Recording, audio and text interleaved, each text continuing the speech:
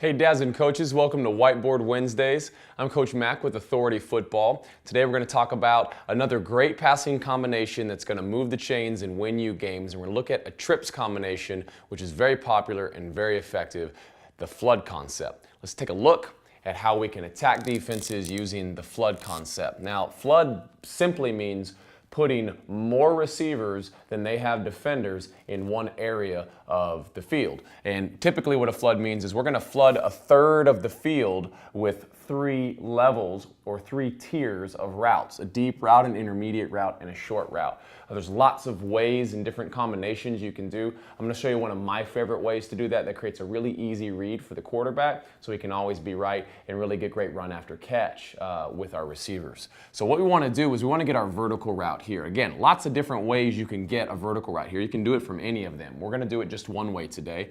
I'm going to take this guy off and get our vertical route there. Okay. Pre-snap, if I like the matchup, go ahead and take that, right? But that's not really the read we're going to focus on today. We're going to focus on a lateral stress read on number 2. Okay, and that's how we're going to flood these next 2 receivers out there. Okay, so here's how I like to do it. Makes a really easy read for our quarterback. We're going to run a square out, a short square out from our number 2 receiver. Now that immediately puts stress, of course, on that backer. Okay, he's typically going to be, if he's in man, he's got to take it. If he's in cover 3, he's got to take that because he's in flats. And so we're putting that stress on him right away. We want to run this square so it times up right. If he rounds it, he gets too wide too fast and makes a longer throw. We don't want that. We want a nice vertical route that breaks down and then has to re-accelerate out. That timing is an important piece. So you see we've got our deep, we've got our short. So how do we get this guy right here? Okay.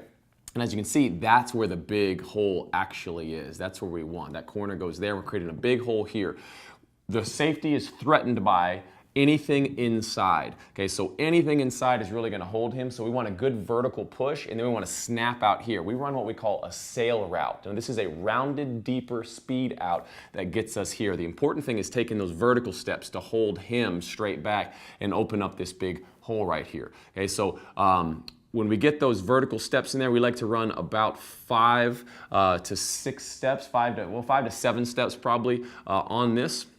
And then we immediately start rounding that thing off right there and curving that out here. We're aiming that to about a 12-yard depth. So if he continued to flatten, he's going to flatten at that 12-yard ceiling right there. And it's important that he does stay flat and doesn't drift back there. So run it vertical and then sail out into that hole right here where we want to hit that. Okay, now we have a lateral stress. Even though there's a middle route and a low route, we're not high-lowing and vertically stressing this backer. We are inside out, laterally stressing him. So if he goes out to chase that, which is often what happens, you can see that as we take our drop, it creates a throwing lane right through where he was.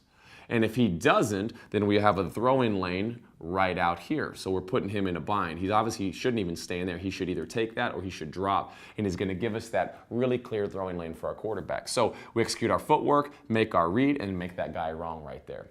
Typically, this is going to be in your 5-step family. We usually run this out of 5-step with a hitch. If you're in gun, 3-step with a hitch. Make that guy wrong all day. So real simple concept if you use trips, and a really easy read to get some extra run after catch. This is a great one right here.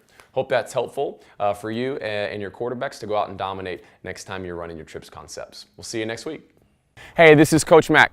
If you found this video helpful, make sure to subscribe to our channel.